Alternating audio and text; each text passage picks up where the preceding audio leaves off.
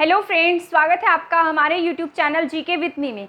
जैसा कि आपको पता है, हमने हरियाणा करंट अफेयर की सीरीज शुरू की थी। तो मैंने आपको जो हरियाणा करंट अफेयर है उसकी सभी क्लासेस पहले करा दी हैं। तो आज की क्लास में हम पढ़ना शुरू करेंगे।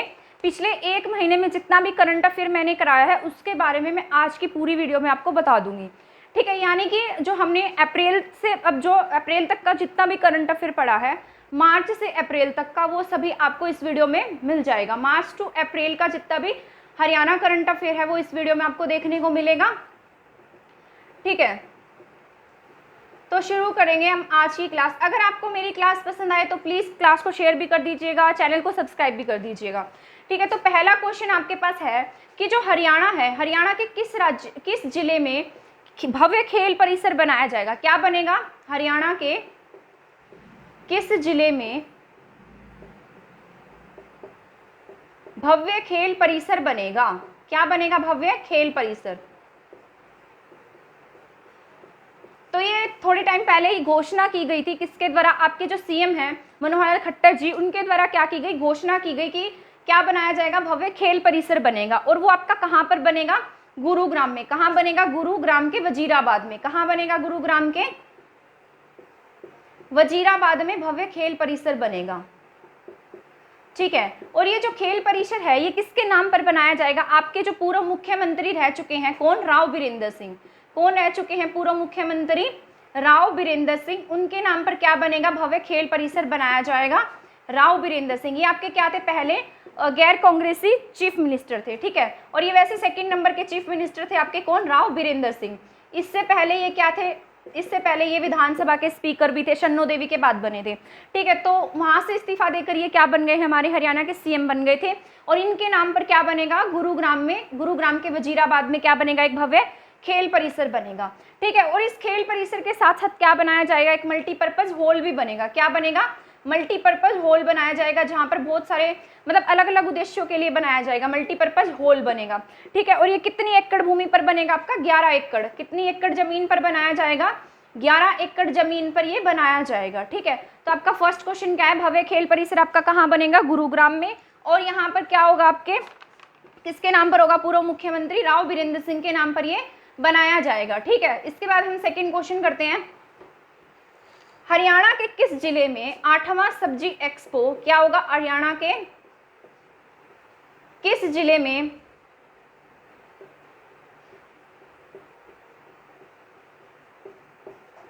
8वां सब्जी एक्सपो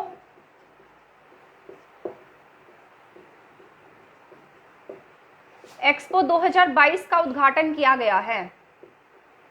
तो आपका कहाँ किया गया है? इसका जो उद्घाटन है वो किया गया आपका करनाल में। कहाँ हुआ है ये? करनाल के घरोंडा में।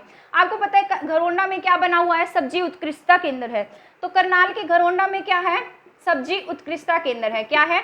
सब्जी उत्कृष्टता केंद्र। यहाँ पर इसका क्या किया गया है? 8वां जो सब्जी एक्सपो है वो, उसका जो उद्घाटन है वो कहाँ हुआ है? आपके घरोंडा में हुआ है। सब्जी उत्कृष्टता केंद्र है यहाँ पर। कहाँ पर? घरोंडा में। ठीक है, इसका जो उद्घाटन है वो किसके द्वारा किया गया है? जेपी दलाल।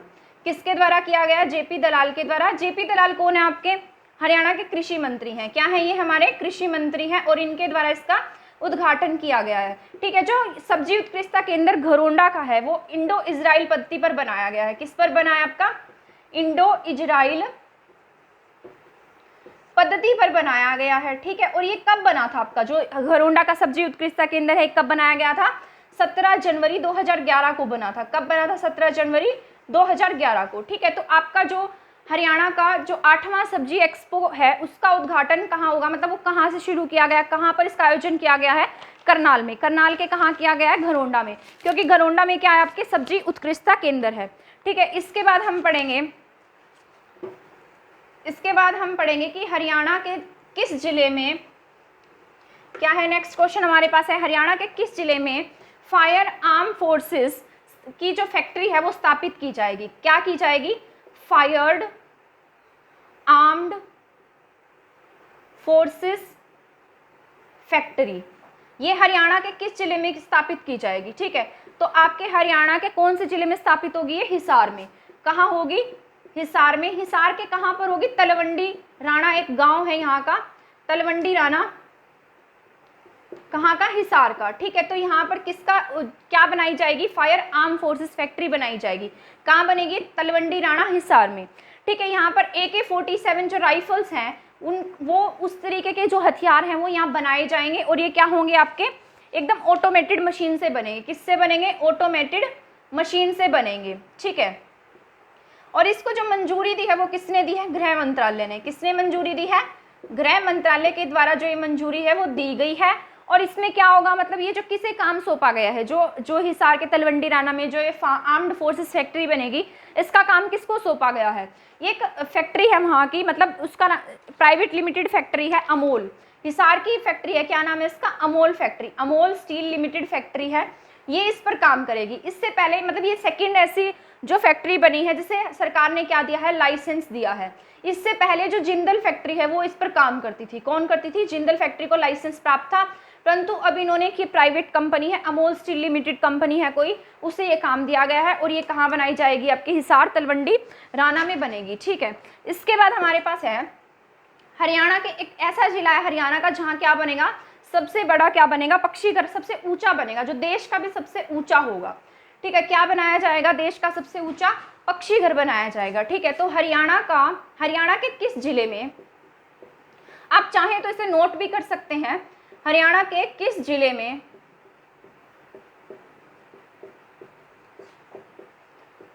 देश का सबसे ऊंचा पक्षीघर बनेगा? क्या बनेगा? देश का सबसे ऊंचा पक्षीघर।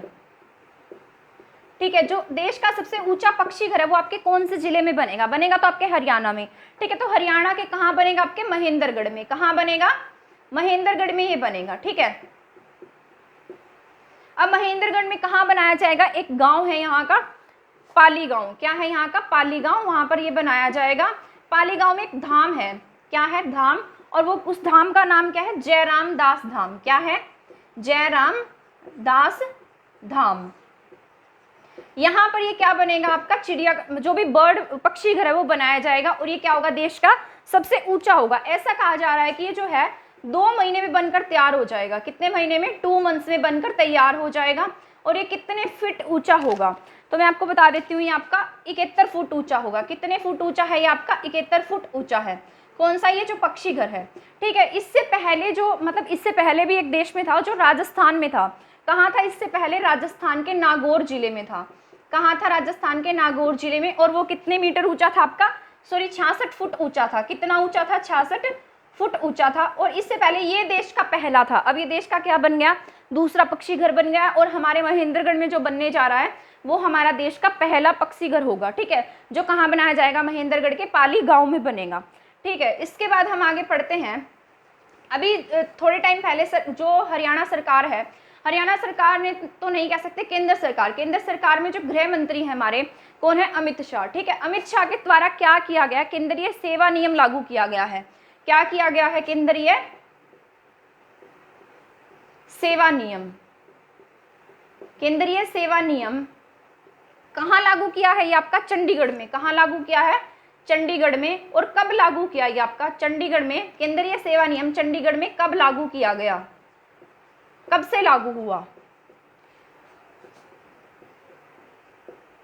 जो केंद्रीय सेवा नियम है ये आपका जो है, मतलब जो भी आपका चंडीगढ़ है वो यूनियन टेरिटरी है। ठीक है, यहाँ पर चंडीगढ़ का जो प्रशासन था वो चंडीगढ़ के मतलब अपने रूल्स के अकॉर्डिंग काम करता था। अब ये क्या है? केंद्रीय सेवा नियम है। ठीक है, तो यहाँ पर जितने भी सेंटर के जो नियम होंगे वो कहाँ लागू होंगे? आपके चंडीगढ़ में लागू होंगे। ठीक है, तो ये कब से लागू हो गए हैं? आपके 1 अप्रैल 2022 से ये लागू हो गए हैं। कहाँ पर? चंडीगढ़ में। कब से लागू हो गए हैं? 1 अप्रैल 2022 से। इसमें जो सरकारी नौकरी हैं, जैसे सरकारी नौकरियों में क्या है? रिटायरमेंट की एज है। ठीक है, तो वो कितनी कर दी गई? पहले वहाँ पर जो रिटायरमेंट की एज थी वो कम थी, और अब कितनी कर दी है? वो ज़्यादा कर दी है। ठीक है, पहले ये 58 वर्ष थी। कितने वर्ष थी? 58 वर्ष। अब उसे बढ़ाकर 60 वर्ष कर दिया गया। कितना कर दिया? 60 वर्ष रिटायरमेंट की एज कर दिया। और जो एजुकेशन से जुड़े हुए यानी कि जो टीचर्स हैं, टीचर्स की जो भी एज है, मतलब टीचर्स की जो रिटायरमेंट की एज है वो कितनी कर दी इन्होंने? 65 ईयर्स कर दी। ठीक है, तो ये आपका केंद्रीय सेवा नियम कहाँ लागू हो गया? चंडीगढ़ में। और किसके द्वारा किया गया था? आपके गृह मंत्री, जो सेंटर में गृह मंत्री हैं अमित शाह, इनके द्वारा ये लागू किया गया। किसके द्वारा लागू किया गया? अमित शाह के द्वारा। ठीक है, इसके बाद हमारे पास है फिफ्थ क्वेश्चन हम करते हैं।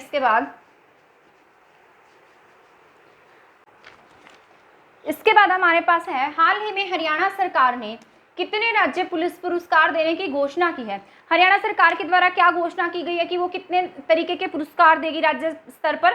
3 तरह के पुलिस पुरस्कार देगी, ठीक है। तो कौन से पुरस्कार देने की घोषणा की गई है? एक है आपका मुख्यमंत्री पुरस्कार। क्या है? मुख्यमंत्री पदक पुरस्कार, मुख्यमंत्री पदक, ठीक है। और दूसरा कौन सा है आपका? गृह मंत्री पदक। क्या है?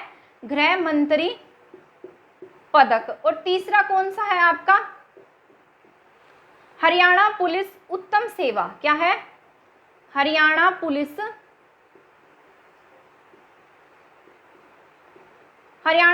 उत्तम सेवा के लिए क्या दिया जाएगा? पुरस्कार दिया जाएगा। और ये जो पुरस्कार है किसके द्वारा दिया जाएगा? आपके जो भी डीजीपी हैं हमारे हरियाणा के, यानी कि डायरेक्टर जनरल ऑफ पुलिस, कौन है आपके? पीके अग्रवाल। कौन है? पीके अग्रवाल। उनके द्वारा जो ये अवार्ड है वो दिया जाएगा हरियाणा के जो पुलिस कर्मचारी होंगे जो अच्छा काम करेंगे। और क्या नाम होगा उस पुरस्कार का? हरियाणा पुलिस उत्तम सेवा पुरस्कार। इसके बाद मुख्यमंत्री जो पदक होगा वो बेहतरीन जांच की उत्कृष्टता के लिए, यानी कि कोई जो अच्छी जांच करेगा उसकी उत्कृष्टता के लिए क्या दिया जाएगा? मुख्यमंत्री पदक मिलेगा उससे, ठीक है। इसके बाद जो गृह मंत्री पदक होगा वो अन्य महत्वपूर्ण कामों के लिए दिया जाएगा। जैसे कोई पुलिस ऑफिसर्स होते हैं जो फोरेंसिक लैब में काम करते हैं, अदर जगह पर जाकर जो उनके लिए जानकारियां इकट्ठी करके लाते हैं, तो जो अन्य महत्वपूर्ण काम होंगे उनके लिए क्या मिलेगा? गृह मंत्री पदक मिलेगा, ठीक है। जो गृह मंत्री पदक होगा वो किसमें मिलेगा? अन्य महत्वपूर्ण कार्यों में मिलेगा। और गृह मंत्री कौन है आपके? अनिल विज, ठीक है। तो ये आपके 3 तरीके के जो पुरस्कार हैं हरियाणा सरकार के द्वारा शुरू किए गए हैं। एक आपका मुख्यमंत्री पदक है, दूसरा क्या है? गृह मंत्री पदक, तीसरा है हरियाणा पुलिस उत्तम सेवा, ठीक है। इसके बाद हम पढ़ते हैं आगे। इसके बाद हमारे पास है कि जो हरियाणा सरकार है उसने क्या किया है, अभी हाल ही में जो साइबर क्राइम है उसके बारे में एक हेल्पलाइन नंबर जारी किया गया। अगर आपके साथ कोई साइबर तरीके की धोखाधड़ी होती है तो उसके खिलाफ क्या है? कार्रवाई होगी। तो उसके लिए क्या किया गया है? जो साइबर क्राइम नंबर है वो क्या है? साइबर क्राइम नंबर कौन सा जारी किया गया है हरियाणा सरकार के द्वारा? 1930। क्या है? साइबर क्राइम नंबर 1930 है और ये अभी भी जारी किया गया। इसके लिए एक मीटिंग का आयोजन किया गया था। वो कहाँ किया गया था? आपके करनाल में। साइबर क्राइम से रिलेटेड एक मीटिंग हुई थी, उसका जो आयोजन है वो कहाँ किया गया? आपके करनाल में किया गया, ठीक है। इस मीटिंग का जो उद्देश्य था वो ये था कि जो पुलिसकर्मी हैं, ठीक है, पुलिसकर्मियों को ये बताना था कि जैसे साइबर को लेकर जो क्राइम्स होते हैं उसके लिए जनता को कैसे मोटिवेट किया जाए, जनता को कैसे बताया जाए, उनके अधिकारों के लिए कैसे बताया जाए। तो उसके लिए क्या लॉन्च किया गया, यानी कि क्या जारी किया गया? नंबर जारी किया गया। हेल्पलाइन नंबर था उनका 1930। और ऐसा कहा जाता है कि 24 घंटे के अंदर अंदर इस पर क्या हो जाती है? कार्रवाई हो जाती है, ठीक है।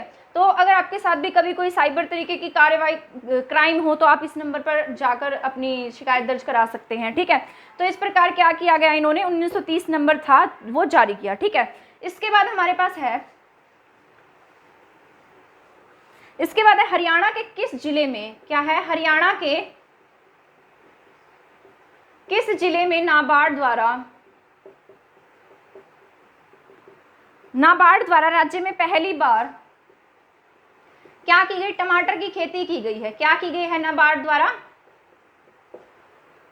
टमाटर की स्मार्ट खेती की जाएगी। क्या की जाएगी? टमाटर की स्मार्ट खेती।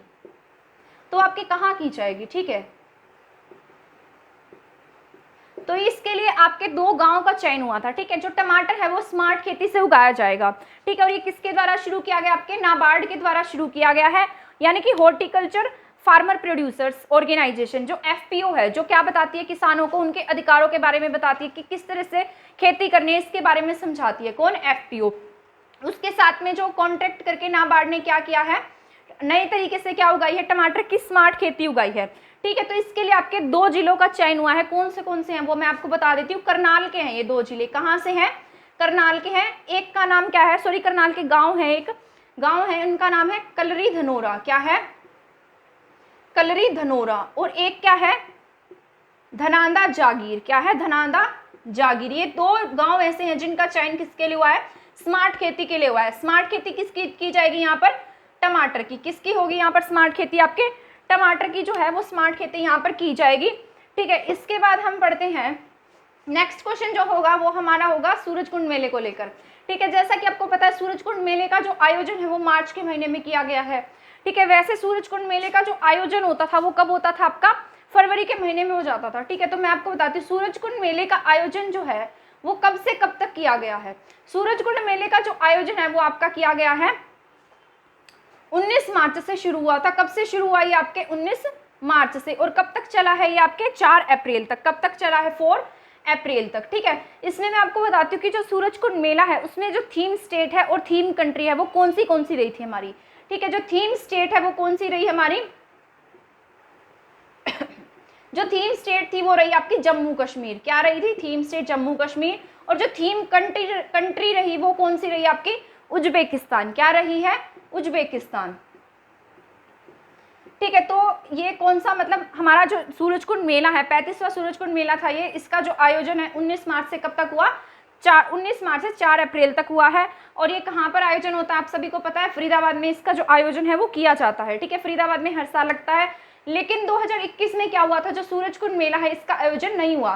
ठीक है, इसके बाद हम पढ़ेंगे कि भारत का पहला जो लाल डोरा मुक्त राज्य है वो कौन बन गया है। तो हरियाणा क्या बन गया है, पहला लाल डोरा मुक्त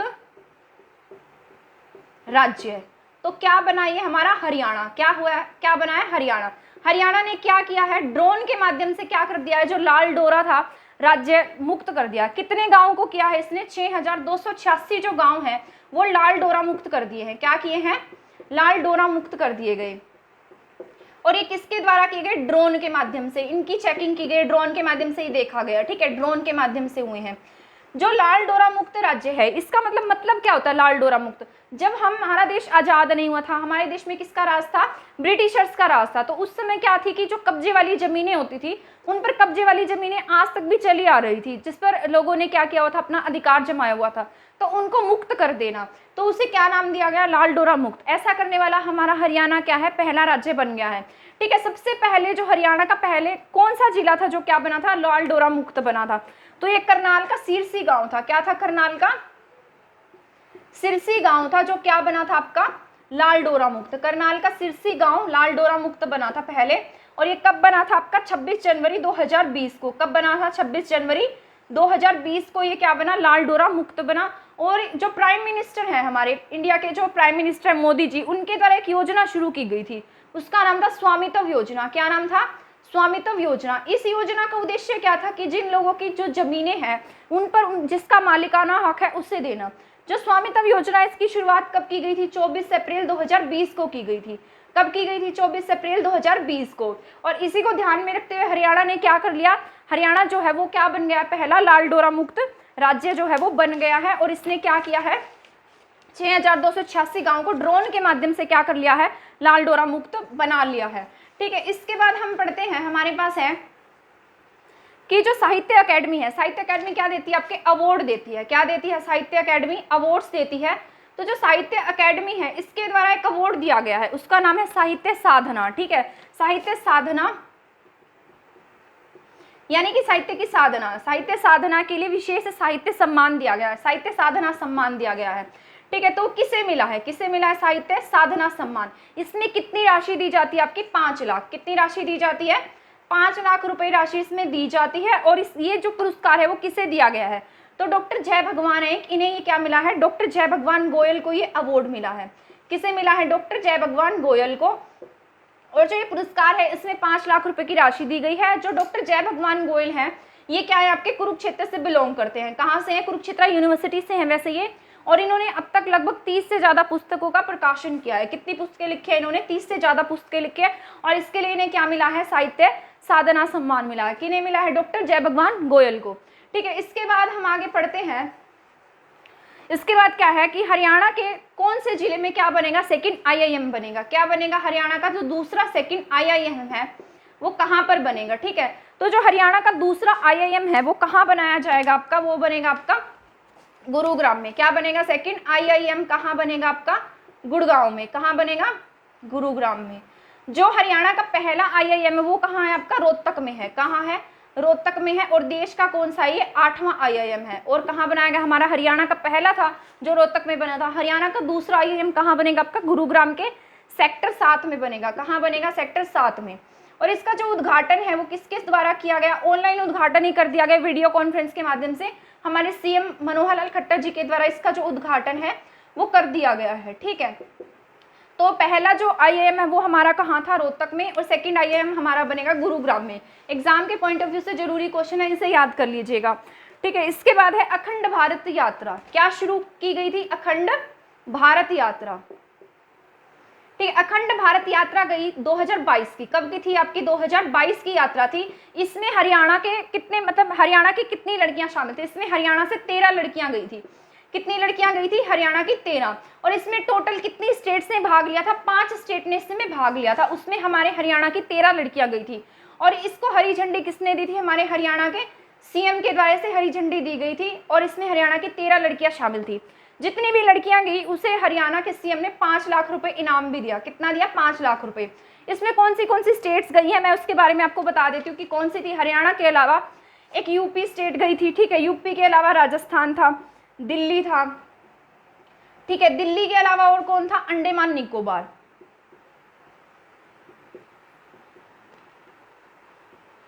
ठीक है, तो ये 4 स्टेट ऐसी थी जो हरियाणा को मिलाकर 5 हो गई, तो 5 स्टेट थी जिसमें से क्या गए, टोटल कैंडिडेट्स गए थे 131 लड़कियां गई थी। कितनी गई, 131 लड़कियां इसमें शामिल हुई थी।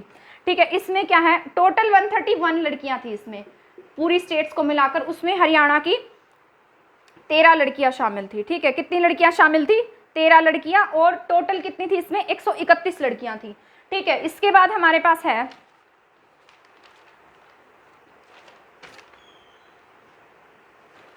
इसके बाद हम पढ़ेंगे, इसके बाद हमारे पास है मुख्यमंत्री ने नगर वासियों को समर्पित किया नगर दर्शन पोर्टल।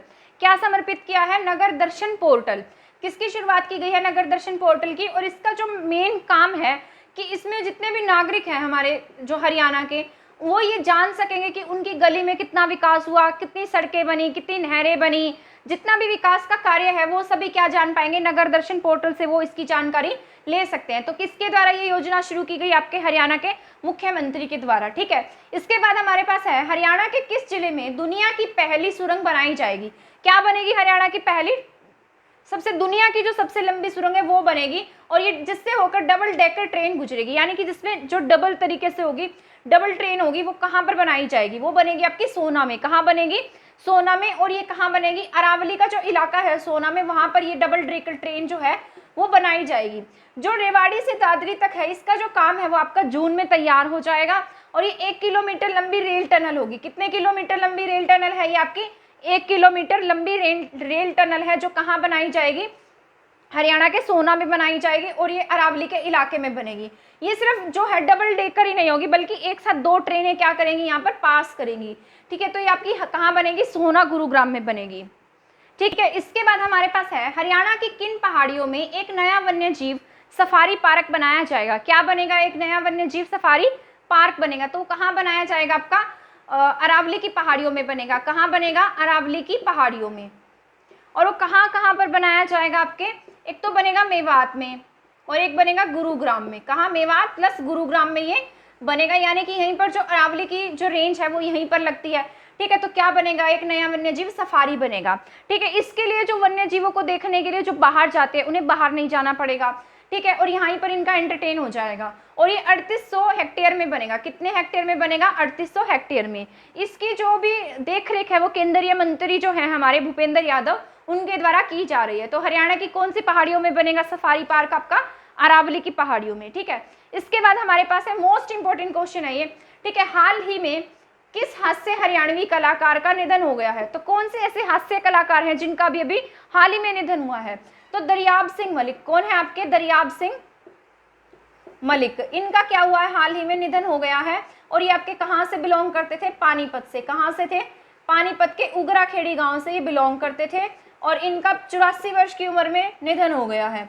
कितने वर्ष की उम्र में इनका निधन हुआ है, 84 वर्ष की उम्र में।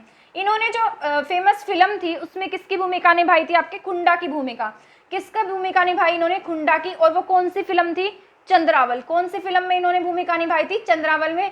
चंद्रावल कब आई थी, आपकी 1984 में। हरियाणा की सबसे सफलतम फिल्मों में से ये एक है। क्या नाम है इसका, चंद्रावल। ठीक है, इसके बाद आगे हम पढ़ते हैं हरियाणा के किस खिलाड़ी ने एशियन गेम्स में गोल्ड जीता है।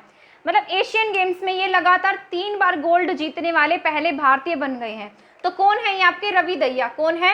रवि दहिया। रवि दहिया ऐसा करने वाले क्या बन गए? भारत के पहले खिलाड़ी बन गए जिन्होंने लगातार 3 साल से लगातार क्या जीता है? एशियन गेम्स में गोल्ड जीता है। ठीक है, 2020 में 2021 में इन्होंने अलमाती में आयोजित हुए थे क्या? Asian games.